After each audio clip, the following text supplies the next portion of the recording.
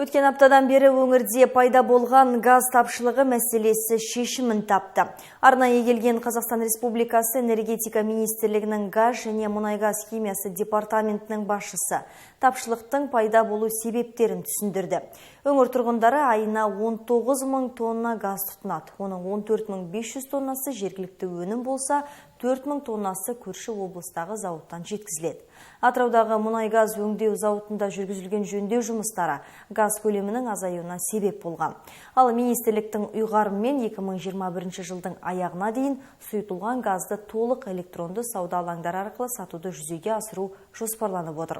Бұл нарықтағы газ айналымы жүйесіндегі жариялық пен ашықтықты қамтамасыз етпек.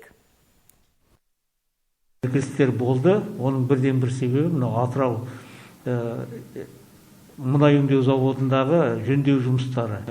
Жөндеу жұмыстары бітіп, 17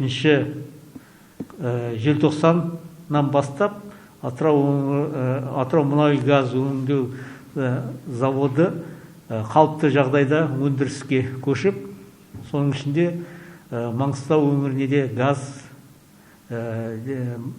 тапсыра бастады. Қазіргі таңда Атырау өңірінен 840 тонна, одан кейін Қазақ газ өңдеу заводынан 10.200 тонна сұйытылған мұнай газы осы өңірге беріліп отыр.